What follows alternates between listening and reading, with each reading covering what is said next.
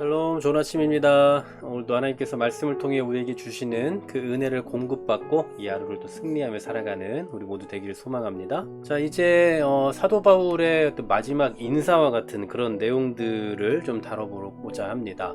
오늘 본문에 보면은 이 여러 하나님의 권속들에 대한 이름들이 등장을 하고 있는데요. 이 사람들은 예수님을 믿고 이 땅에서 살았던 사람들입니다. 성경에만 기록된 사람들이 아니고요. 어떤 면에서 하나님 나라의 생명책에 기록된 그런 사람들일 텐데요. 이 이름들을 언급하면서 권면하고 있는 그 내용을 좀 살펴보도록 하겠습니다. 먼저 이 스데바나의 집이 등장하는데요. 이 15절 말씀 보시면 형제들아 스데바나의 집은 곧 아가의 첫 열매요 성도 섬기기로 작정한 줄을 너희가 안다 라고 말씀합니다. 앞서 고린도전서 1장 16절에 보면 이 스데바나의 집 사람들에게 사도 바울이 세례를 베풀었다라고 말씀을 하거든요. 여기서 이 집을 언급하고 있는 게 조금 주목해 볼 필요가 있을 것 같습니다. 그냥 스데바나를 말하는 게 아니라 스데바나의 집을 말한다는 것은 그 당시에 가족 전체를 의미하는 표현일 텐데요.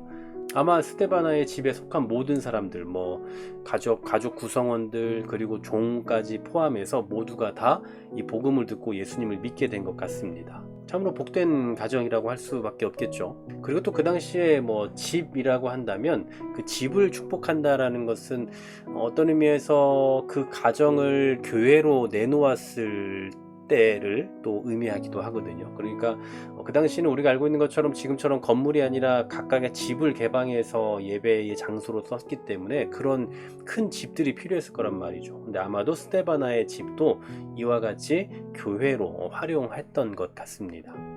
그러면서 또 17절 말씀에 보면 내가 스데바나와 부드나도와 아가이고가 온 것을 기뻐한다 라고 말씀을 합니다.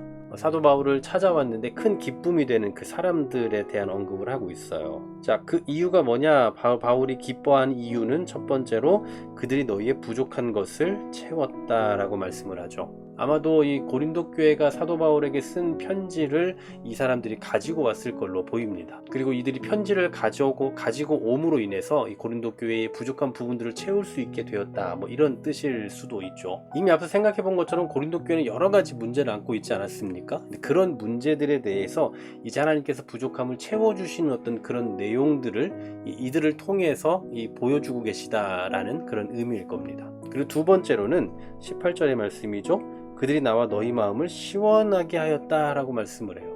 시원하게 해줬다라는 말은 격려하다 이런 의미거든요. 쉼을 주었다라는 겁니다. 아마도 사도 바울은 고린도 교회에 있는 그 여러 가지 문제 때문에 마음이 많이 아팠을 겁니다. 이런 바울에게 이 위로의 소식을 전해 주었을 것으로 보여져요. 그래서 그의 마음을 시원하게 하였다라는 거겠죠.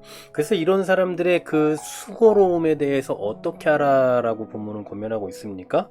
그러므로 너희는 이런 사람들을 알아주라, 인정해주라, 귀하게 여겨주라 라는 뜻입니다.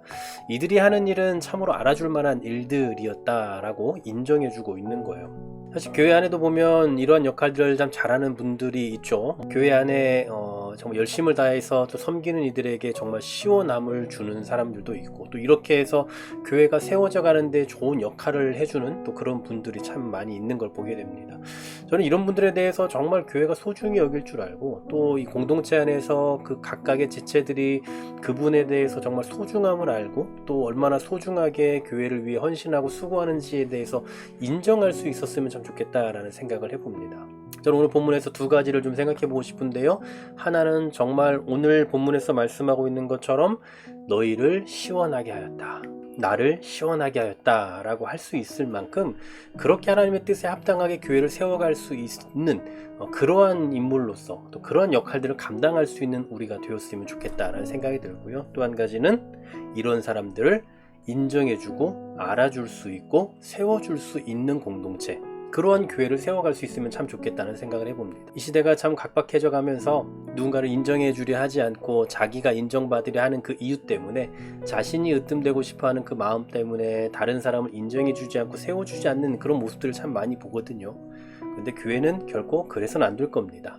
잘하는 사람에 대해서, 수고하는 사람에 대해서, 열심을 다하는 사람에 대해서 더 많이 격려하고 세워주고 칭찬해주고, 그분이 얼마나 교회 안에서 소중한 역할들을 감당하고 있는지에 대해서 알아줄 수 있는 그러한 역할들을 또 감당해 나아갈 때에 교회가 건강하게 세워져 갈 뿐만 아니라 이런 역할들을 하는 이들도 더 많이 늘어나게 되지 않을까 싶습니다. 너무나 당연하고 너무나 쉬운 너무나도 일반적인 의미가 될지도 모르겠습니다만 어쩌면 가장 기본적이고 가장 원론적인 일들에 대해서 교회가 많이 놓치고 있는 것 같다는 생각이 들어요. 다시 한번 오늘 이 아침에 이 말씀을 통해서 우리가 하나님 말씀 앞에서 또한 하나님의 교회를 세워감에 있어서 어떠한 마음으로 이 영혼들을 섬기고 또 어떻게 우리가 격려하고 세워줘야 할 것인가를 다시 한번 좀 생각해 봤으면 좋겠고요. 무엇보다 좀 적용해 봤으면 좋겠습니다. 여러분은 교회에서 정말 칭찬해주고 싶은 그분에게 한번 또 연락해보는 또 그러한 하루가 되면 어떨까라는 생각을 해봅니다. 오늘도 그런 적용이 있고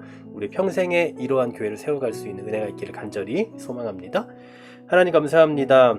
오늘 이 사도 바울이 칭찬하고 있는 또한 알아주라고 말하고 있는 이 스데바나와 같은 이들이 우리 가운데도 있음을 보게 하여 주옵소서.